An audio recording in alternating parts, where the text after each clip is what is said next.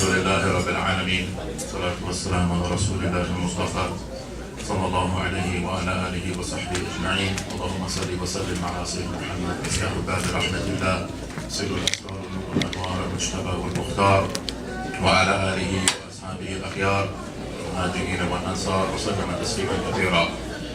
بالله من الشيطان الرجيم. بسم الله الرحمن الرحيم. قال رب اشرح لي صدري ويسر لي أمري واحلل عقدة من لساني يفقهوا قولي.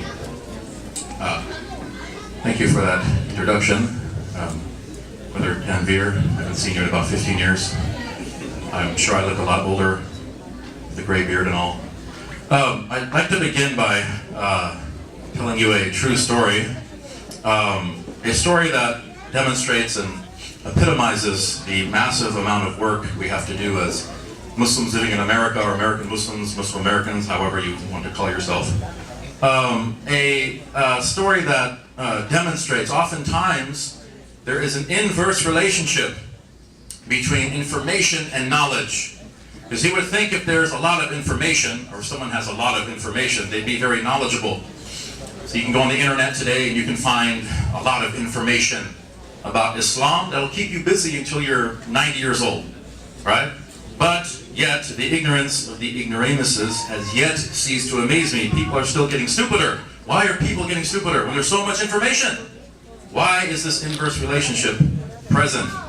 It's because, as Qadi Abu Bakr ibn Arabi rahimahullah ta'ala said, that the secret of this ummah, the secret of this Islamic nation, is the sanad, is the transmission. Transmission from a qualified source. Information is converted into knowledge only when the source of the information is authoritative. It's common sense. I gave this example last night at the church, and I'll give it again. Do you guys know who Elmo is? Elmo. He's on Sesame Street. Yes, the kids know. If Elmo told you that drinking Diet Coke, for example, gives you osteoporosis, you may be inclined not to believe Elmo, right? You say Elmo's a puppet, and his best friend is Cookie Monster, and Cookie Monster's an addict, right? So I'm not going to believe Elmo. But if someone like Dr. Oz, for example, whose first name is Muhammad, by the way, and Sheikh al-Bakri one time came to our, he was at our masjid, and he told us his first name is Mehmed, which is a apocryphated form of Muhammad, right? But you never hear about his first name, right? It's always Oprah or Geraldo, first names, Dr. Phil, right? Even Donahue, his first name is Phil, but you never hear the first name of it's always Dr. Oz, right? Anyway, if Dr. Oz told you that drinking Diet Coke would lead to osteoporosis, you might say, you know what? He's a doctor, and he knows what he's talking about, right? Because the source is authoritative, right? So the problem, however, is today we have a bunch of Elmos wearing Dr. Oz costumes and talking about our religion like they know what they're talking about. You have like Daniel Elmo Pipes, or Steve Gonzo Emerson, or Ian Hersey, whatever, George Jetson, something or other. This is a major problem. So this story I want to tell you, getting to the story now, is I was at a church one time. I do a lot of, like we heard, I do a lot of interfaith work.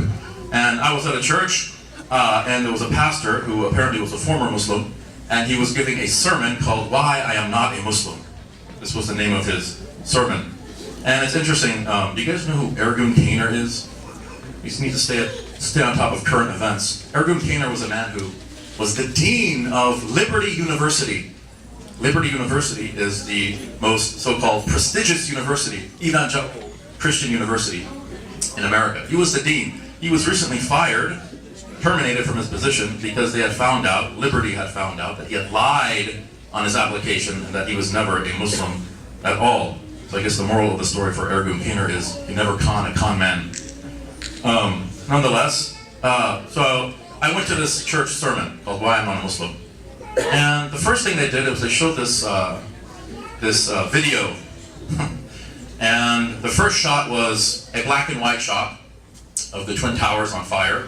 There's this really dramatic music, and then there's this voiceover, right? That said, "They're amongst us," right? Like the movie guy, the movie voiceover guy? It was like similar to that. And I was thinking, who's amongst us? Oh, it's me, right? And then they suddenly cut to this woman in a hijab buying groceries at a supermarket, right? And it said, they live in our neighborhoods. And then they cut to another shot of a little girl with a hijab walking across the street, past a crossing guard with her little backpack, you know. They go to our schools. And then it said, they work in our cities. And it showed a man, a Sikh, driving a cab with a turban on. And I was thinking to myself, you know, the turban's obviously sunnah of our messenger, sallallahu alaihi wasallam. But if people don't know the difference between a Sikh and a Muslim, they probably should not be making informational videos about Islam. But I looked around the crowd to see if, you know, they thought it was as funny as I thought it was funny. But people were absolutely riveted by this video. They just, oh my goodness, I can't believe it, right? And then, of course, you know, they kind of look at me, you know, because I was sitting in the back, you know, but that's show business. There's no business like it.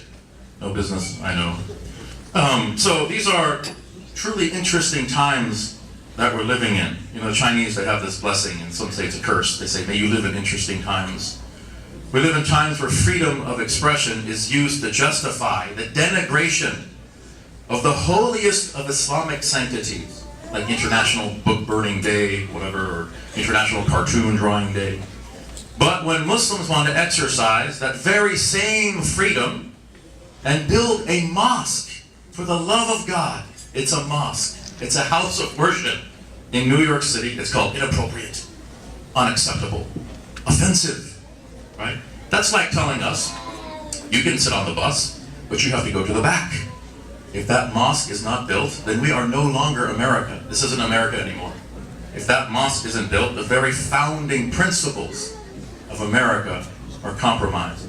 We live in interesting times where people who actually think and use their brains and point out the massive inconsistencies, contradictions, and inconceivabilities in the so-called official version of events are called crazy conspiracy nuts. Yet it is these same people who are doing the name-calling who believe wholeheartedly that a Muslim conspiracy was successfully pulled off to control the White House. 1 in 5 Americans believe that the President of the United States is a secret Muslim. He's a Muslim on the DL, right? Which has other connotations which we won't go into. He's practicing taqiyya, right? He's a secret Muslim. Most of these people who believe this are part of a party that likes to drink a lot of chai. You catch my drift. They give chai a bad name. Maybe they should be refugiated. If that's even a word. These are interesting times where people who don't even know a shred about Islam are teaching Muslims about Islam according to their caprice and defining our own terminology. And as we know, whoever defines the terminology will control the discourse. So what they want to do is they want to conflate the word terrorist with Muslim. The goal is to make them interchangeable, to make them synonymous. But the truth of the matter is that no two words are more diametrically opposed than these two words. Muslim obviously comes from the word salam, which means peace, and peace and terror are, to put it grammatically, absolute antonyms, opposites.